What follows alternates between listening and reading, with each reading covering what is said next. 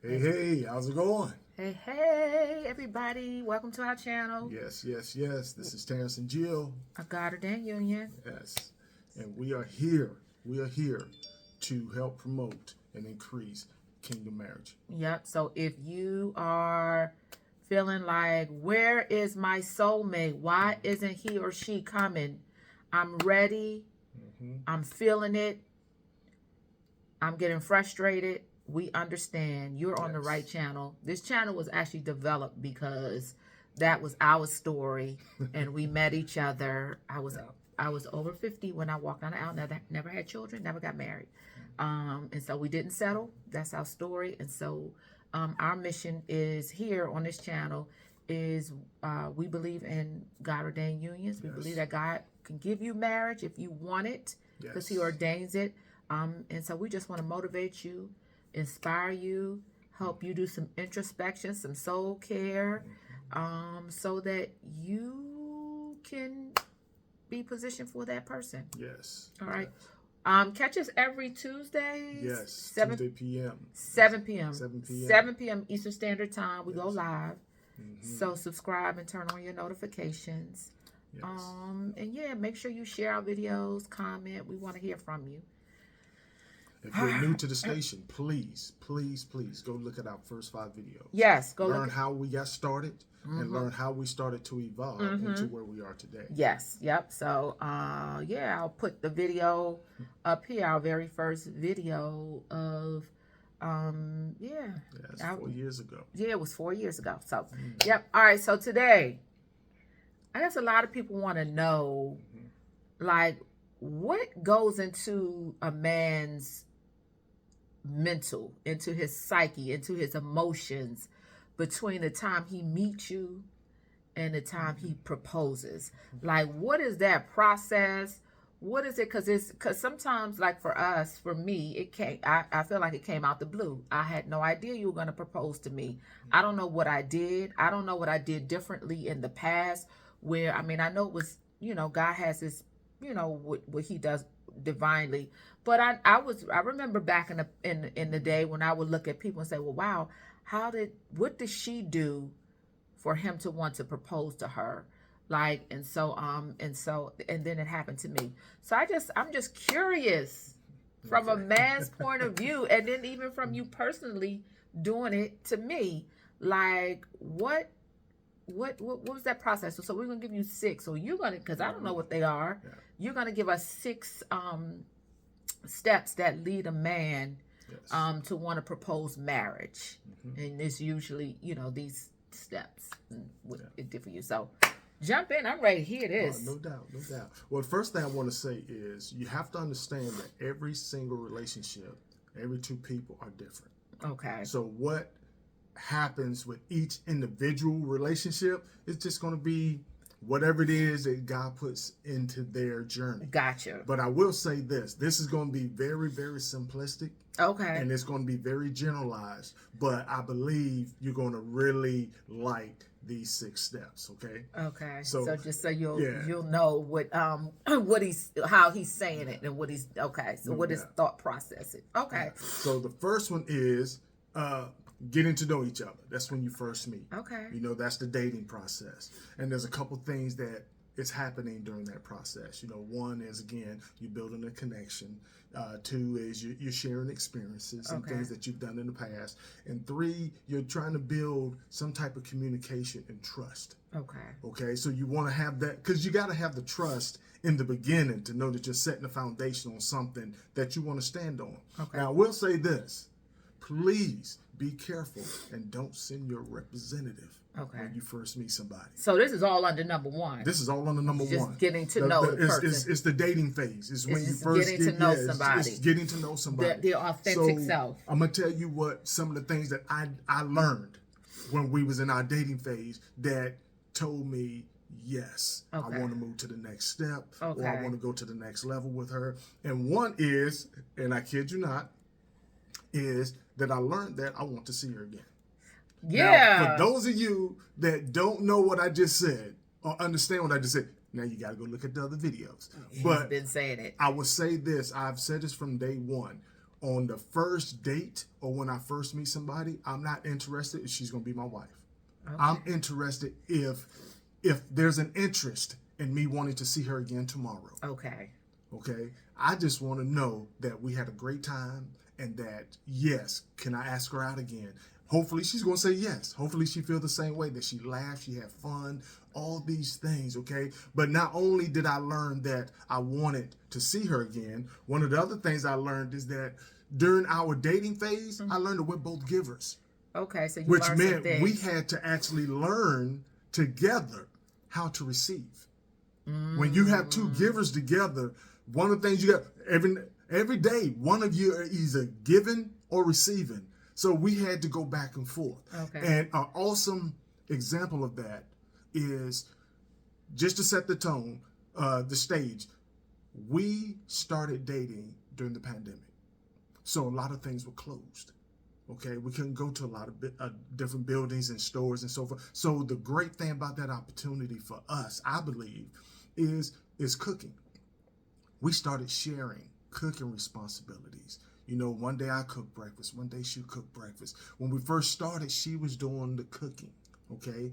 And we started talking about different types of foods and different things that we liked about foods and what it does to the body, you know, as we're learning each other. And we came up with a new tradition just for us. So we really, really loved how that served. So we started connecting and us learning how to give and take. And it was about who's going to cook that day. Okay. Today I'm going to receive, tomorrow she may cook or what have you. Right. So that was awesome. So that's all under number one. That's all under number one. Getting to know somebody. Okay. But you got to show your true self. Yeah, you got to be authentic. Don't show them somebody that's an imposter and then 3 weeks later you say, well, I don't know why he don't like me. Because he probably learned the real you and it doesn't match who you introduced him to. So is that so the wig comes off on that? Yeah. That beginning. Okay. Yeah, so be honest off the gate. Who you are. Okay. Especially if you're saying you're looking for marriage. Okay. Because that person needs to know he's meeting the authentic you. The real you. Okay. And you want to meet the real them. Or him or her or whomever.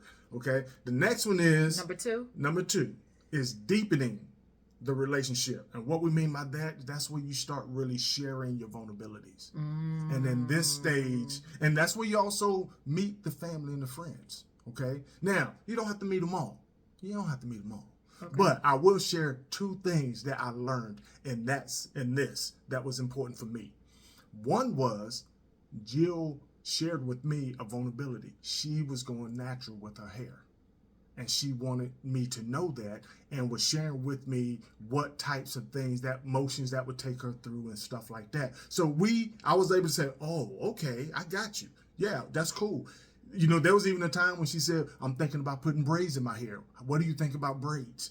So she shared a vulnerability with me at that point. Yeah, because I didn't have, my hair was a bush, and it's still a bush. It's like, it's all over my head. I was used to having relaxers and having my hair all together and flat ironed. So I was like, okay, she's sharing something with me because a lot of times when you first meet somebody, the men don't see the women making themselves up. We see the end result when you put the makeup on. Right, when you do the hairstyle. Was all natural. So she was all natural. So every day that we were together, she was still showing me, I'm watching her get dressed and do the things that she's doing for her hair. I had all the layers were coming off at that point. Okay. Now, when it comes to meeting family and friends, here's what was important to me. I've been in a previous marriage, so I got kids, but my son was out of the country. So it was very important for me to introduce Jill to my daughter. And when we were able to invite my daughter up with me one weekend and we went out to eat dinner and they met for the first time, and it went off like they've known each other for a long time. Now, that may not happen with everybody, but when they first met, how that conversation went and everything, I was like, yes, they get along. They seem like they've known each other forever. Yeah, that told me then if I wanted to go to the next step, I was free to do so. Okay. But I didn't want to do it without knowing her and my daughter were going to be okay with each other if I happened to go off for a vacation, do whatever, and they was there together. I knew they was going to get along. So that's all number two. So that's all number 2. Okay, what's number 3? Number 3 is aligning with future goals. Ooh. So What I mean by that is that's when you start really having discussions about long term. That's when you start talking about career goals, what mine is, what hers is, if they align with each other, maybe financial goals. That's when the conversation would come up. You know, actually, if we were going to have kids, if we were young enough to consider having kids, you know, that's when that conversation would come up. That's when you talk about the lifestyle preferences and things like that. Yeah, because I want to put a pin in there real quick, because a lot of people say, well, I need to know him in the beginning, you know, if he wants to have kids. And I remember the guy before you, I tried to have that kids conversation like in the first 2 weeks. And he was like, I just want to get to know you. Now I understand, like, because if the first two are in order. If I don't want to see you tomorrow, we don't need to have the conversation about if we're going to have kids. And if a guy does not want to have kids, say in the beginning before he meet, I guarantee you, if he meet you and love you, he gonna do some things that's gonna be the benefit. Right. So you're right. So that third step, is when you talk about, you know, if you want. You're right. And people think it should be in the beginning, but it's like, I don't even know if I like you. Exactly. So why are we even having that conversation? Wow. Yeah. It makes sense now. Okay. And I will add this. Even though you may have already had this particular conversation, what I also added in this step is that's when you get a little bit more detailed about your values, about your religious beliefs. You know, that's when you really, now in the beginning, we both, you have that same, you know, you had that conversation early. Yeah, that same primary belief, because that's what kind of piques your interest, but then you go deeper. Then you go deeper into what you really think. Like, for an example, we talked about if we want to join the church. Right. You know, okay. You know, what type of church? Where that church might be. You know, so that's when we started having those types of conversations. And it's like, yes. We talked about traditions, family tradition. Now, here's why this is important. For those of you that don't get it, when you are in a relationship and you first meet somebody, you might want to learn if they are an only child or if they have siblings. The great thing about she and I is that we both grew up in large families with several brothers and sisters. Right. Okay. And cousins and family around and doing stuff. So I say that to say, when you're with someone, like if one of us was with someone that was an only child, that might be an issue if every weekend we're trying to plan stuff with family. Yeah.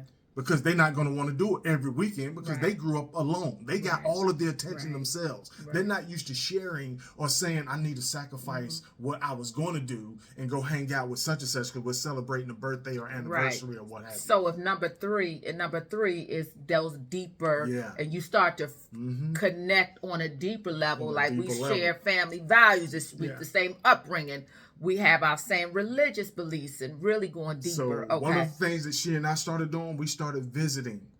We learned that we both like a home and looking at homes because we both had several interests in that. So we started looking at new construction sites just to learn what was going on and so forth. But we also started making plans together.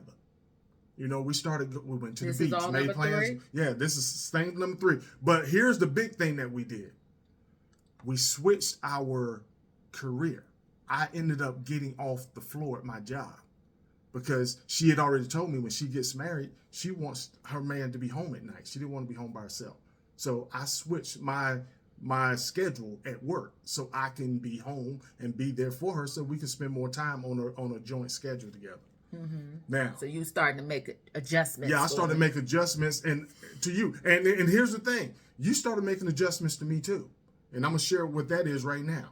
Okay, wait a minute. Before you get into that, that's key that he said that because in number 3 that we knew that we liked each other. He liked me because he was comfortable doing one type of position on his job. But then, I don't know, maybe I had the Midas touch. I encouraged him to go for another level in his job, and he did, and he got the job. He got the new position. So which made him, and it changed my schedule. Which made him go, on a regular 9 or 8 to 5 shift, or regular day shift instead of working around the clock. Because at the time I was working around the clock, days, nights, weekends, and so that changed all of that. Right. Okay. Now, step 4. Step 4 is where you start building a strong partnership.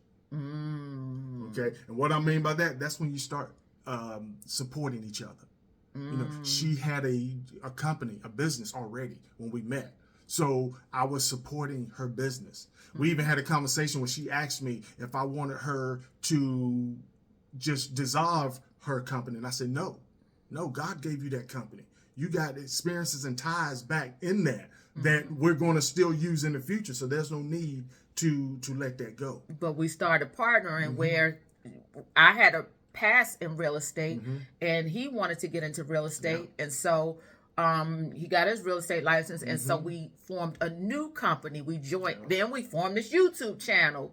Well, that didn't come yet. No, that didn't come yet. That didn't come after yet. The engagement. Right. But we started to form some partnerships and start to do some things. I remember we got into a multi-level marketing company, and so we started to did that. We actually looked into crypto together. That's when we started putting both our names on stuff that we were doing together as joint owners. Oh, that was the stage we also exchanged keys. Yeah, you gave me keys at your house, and I gave. Okay, so that was all under number 4. That was all under number 4. Okay, all right. So you finished with number 4. What's number 5? Number 5 is deciding on the engagement.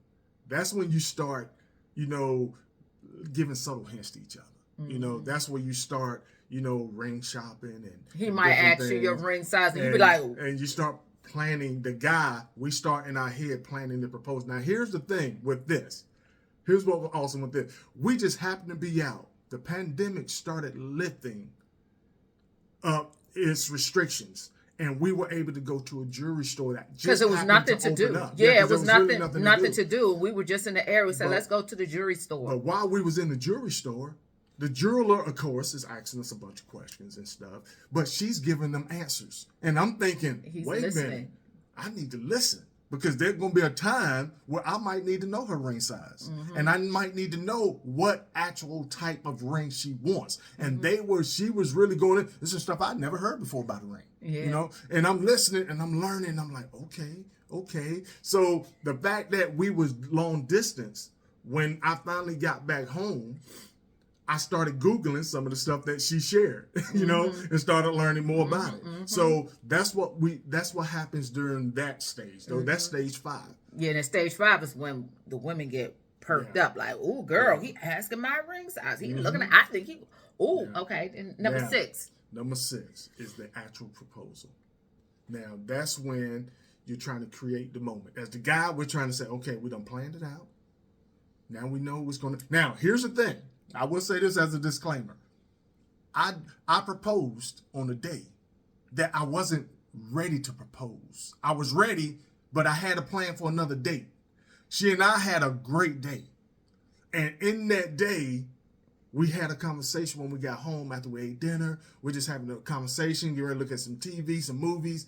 And I felt like she tried to pull my punk card. You know what I mean? It's like she was like, I was telling her, well, I need to get you down here and this and that, because we lived in 2 different cities. And she was like, well, the ball's in your court. Like, I'm like okay, you need me to come relocate. Well, the ball's in your court, dude. Like, hold up, time out.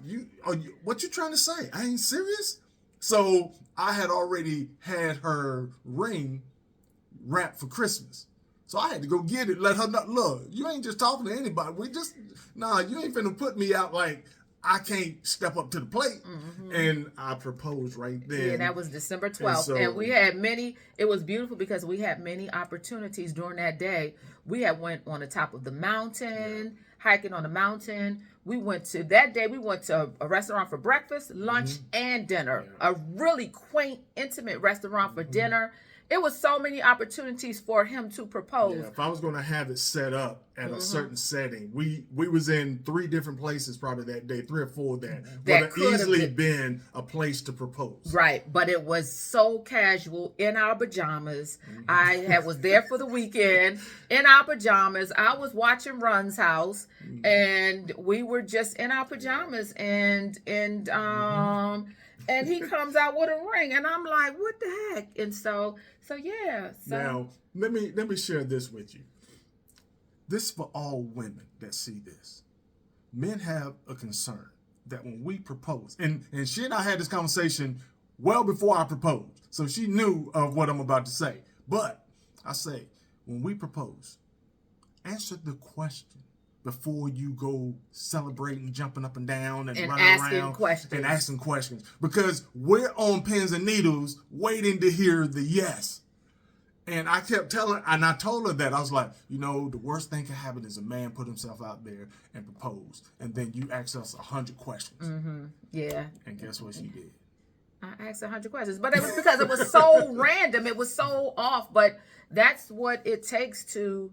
the steps where you wondering like how does some people do it? How does guys sometimes know from, ours was from June to December. It was 6 months. And so it's like some go fast, some go slow. And here's the thing though. For those of you that know us, know. But for those of you that don't, and this is your first time on, she said it was 6 months. But what she didn't say was we actually conversed for a year and a half. Before then, but it was 6 months from the time we first saw each other physically. Yes, from the first time we saw each other. So we were long distance and communicating by text and phone for almost 2 years prior. So it was 6 months from the time he saw me to the time he proposed. So for me, that's it in a nutshell. It was like. I didn't need anything else to tell me I needed to wait. Now, we did do this, just to give you guys a little bit more clarity. We did have a longer engagement. Yeah, we planned did. a longer engagement. We was engaged for probably almost 18 months, I think, before we actually, the date was. And that's only because of pandemic restrictions, and we wanted to make sure that we can have as many family there as possible. So we pushed the date out. But so it does take a process. But let it do it authentically. And I guess that's the whole point. The is point for the is man. Just let it be authentic and organic. And you want to, and I know it's hard after you may have thought somebody you met in the past was the one and it turned out not to be, or you got brokenhearted.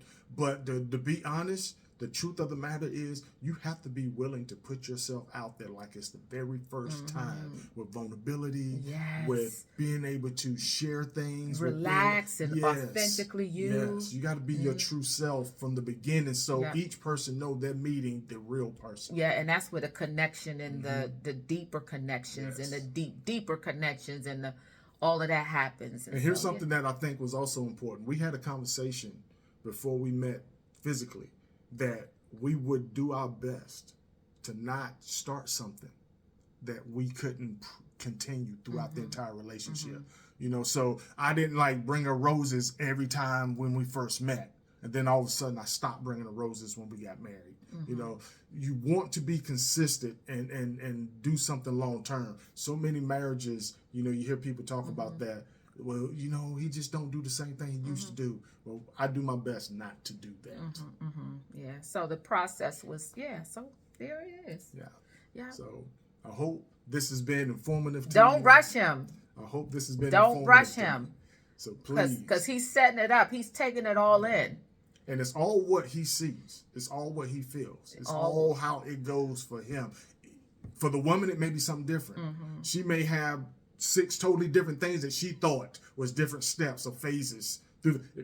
If she come up with a video like this, she may have something totally different than what I had. But I had decided from the beginning I was laying back. She told me out the gate, wherever this goes is going because you're leading it. It was because you're leading it. So it went faster than I thought. Yeah. So, all right. Well, that's it. Well, thank you, baby. I hope you all give us the comments below. Let us know your thoughts and your perspective. And men, if you're on there, let me know if you agree, disagree, if there's some other steps that you think I left out or should have put in or replaced. It's all good. Yeah, but that connection is the deep one. All right. All right, so hey, you guys have a blessed day. All right. Deuces.